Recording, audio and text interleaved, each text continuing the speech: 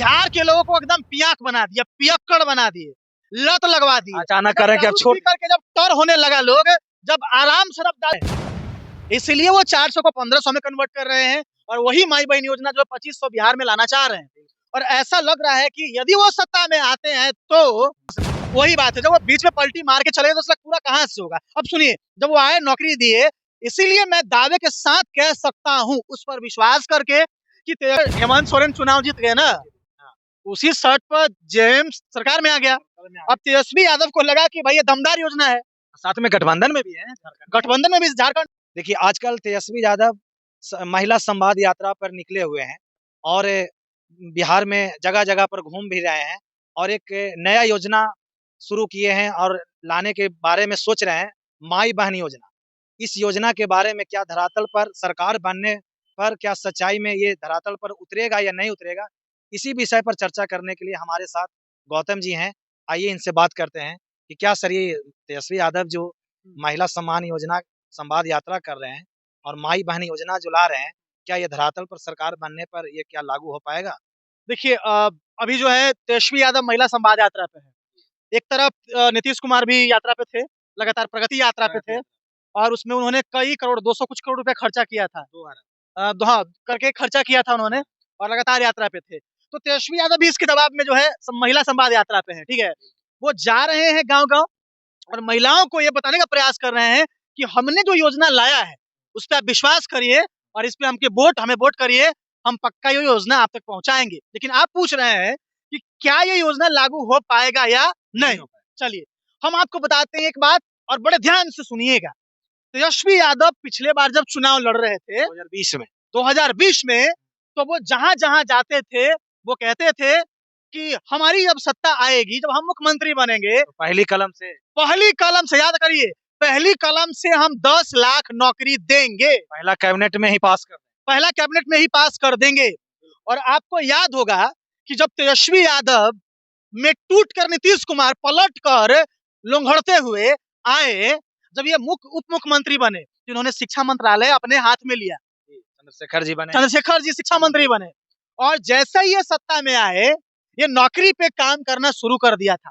और आपने देखा है जिस तरीके से धनाधन युवाओं को नौकरी मिला, धनाधन नौकरी निकाला गया, युवाओं को नौकरी मिला, और आज कई लाख युवा नौकरी में है। तेजस्वी यादव ये भी कहा था कि गांधी मैदान सिर्फ शपथ ग्रहण के लिए यूज होता था, लेकिन हम नौकरी बांटने के लिए गांधी मैदान में चुने और यूज किए।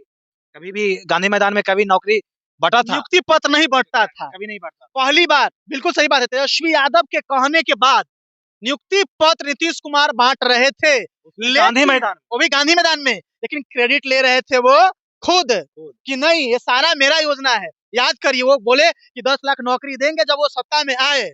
भले ही देखने वाला हमको बोलेगा तेजस्वी यादव का समर्थक है, लेकिन हम समर्थक नहीं है, हम कड़वा सच बता रहे हैं। बीच में ही पलटी मार के चले गए तो 10 लाख कहां से पूरा? वही बात है, जब वो बीच में पलटी मार के चले गए तो 10 लाख पूरा कहां से होगा। अब सुनिए, जब वो आए नौकरी दिए, इसीलिए मैं दावे के साथ कह सकता हूं, उस पर विश्वास करके, कि तेजस्वी यादव यदि सत्ता में आते हैं तो 101% लिख कर ले लीजिए कि जो 2 योजना है, जैसे 400 को 1500 करना और माई बहन योजना में सारे महिलाओं को 2500 रुपया देना, हमें ऐसा लगता है। देखिए, मानव के रूप में अपने अनुभव के अनुसार हम ये कह रहे हैं कि जब तेजस्वी यादव आएंगे तो योजना पक्का लागू होगा, क्योंकि हम उनका पिछला इतिहास देख के बता रहे हैं। और ये भी बगल में झारखंड में चुनाव हुआ था और वहां पर भी देखिए हेमंत सोरेन ने भी कहा कि 2500 रुपया देंगे, और तेजस्वी यादव भी साथ में थे, और तेजस्वी यादव भी कह रहे थे कि 2500 रुपया जैसे ही सरकार बनेगा तो हम 2500 रुपया देंगे। और उसी तर्ज पर बिहार में भी तेजस्वी यादव कह रहे हैं कि मेरा जब सरकार बनेगा तो 2500 रुपया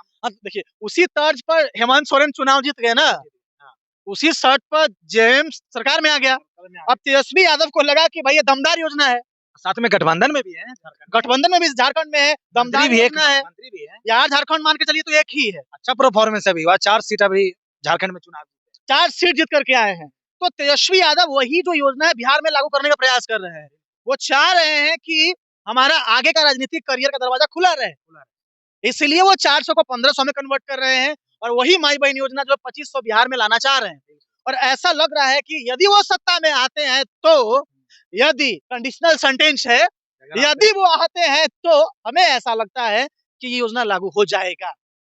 इसमें कहीं दो राय नहीं। हाँ, तो देख आप अपना राय जरूर दें। हमारे साथ गौतम जी थे, माई बहन योजना पर तेजस्वी यादव जो लाए हैं उस पर हम लोग बखूबी चर्चा किए हैं। नीतीश सर आप कुमार भी कुछ बोल सर रहे थे। आपका धन्यवाद। नीतीश कुमार भी पेंशन के बारे में कुछ बोले हैं ना? नहीं अभी तो फिलहाल कुछ नहीं बोले हैं, कोई स्टेटमेंट कोई नहीं है। अभी स्टेटमेंट नहीं है। नीतीश धन्यवाद। कुमार बस दारू बेचवाते रहे, शराबबंदी करके पूरा बिहार में दारू बेचवाते रहे। कागज पे शराबबंदी है, बिहार में बाहर है, नीतीश कुमार है, शराबबंदी है, लेकिन गांव में घरे घरे दारू मिल रहा है। सर उनका ड्रीम प्रोजेक्ट है शराबबंदी। अरे ड्रीम प्रोजेक्ट, लेकिन कहाँ सपना साकार हुआ? कुछ लोग कहेंगे कि जनता का गलती है। देखिए कुछ कुछ ऐसी चीजें हैं ना जो इम्प्रैक्टिकल है, जमीन पे लागू नहीं हो सकता है। यही नीतीश कुमार थे जो कि 1 किलोमीटर के दूरी पर हर जगह शराब का दुकान खुलवाया। बिल्कुल। बताइए कितना बड़ा गद्दारी है कि जब ये सत्ता में आए तो 2-2 किलोमीटर पर शराब का दुकान खुलवा दिए, बिहार के लोगों को एकदम पियाक बना दिया, पियक्कड़ बना दिए, लत लगवा दी। अचानक करें कि अब दारू छोड़ पी करके जब टर होने लगा लोग, जब आराम से जब दारू पी के ऐसे उलटने लगा, तो यही नीतीश कुमार कहते कि ना अब तो दारू छोड़ो, अचानक अब छोड़ो। छोड़ो। अब बताइए दारू पीने वाला मरेगा कि जिएगा? तो माने दो मुंहवा सांप है, हाँ बिल्कुल। माने इधरों से मुंह है और इधरों से मुंह है। कब करने जाएंगे इसका कोई गारंटी नहीं है।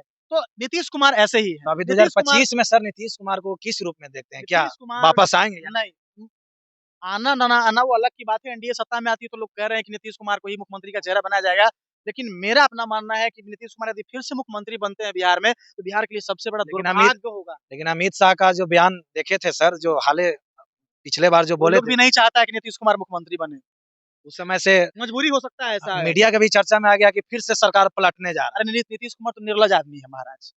60 सीट वाला आदमी जो है बैठा हुआ, लोकतंत्र के हिसाब से मैं बात कर रहा हूँ, इनका सीट कम है, 43 सीट कायदे के अनुसार इनको मुख्यमंत्री का पद नहीं संभालना चाहिए था, छोड़ देना उस चाहिए। पार्टी को देना चाहिए जिसके पास ज्यादा सीट था, धर्म निभाना चाहिए था। तो नीतीश कुमार ने कहा कि हम 2020 में हम नहीं बनना चाह रहे थे मुख्यमंत्री, लेकिन भाजपा ने अरे ये बोला कि अलग बात, देखिए राजनीति है, लोग नहीं समझ पाएंगे। नहीं बनना चाह रहे हैं लेकिन पीछे से गर्दन नरटिया दबा रहे हैं, तो ऐसा नहीं ना होगा कि बनेंगे भी नहीं और पीछे से नरटिया दबाएंगे। तो लोग सोचे ना कि नरटिया दबने से बढ़िया मतलब मरने से अच्छा है कि जिंदा बचे रहे। ये राजनीति है। तो चलिए आप जरूर राय दें, कमेंट जरूर करें कि कैसा आपको लगा, आप राय जरूर दें।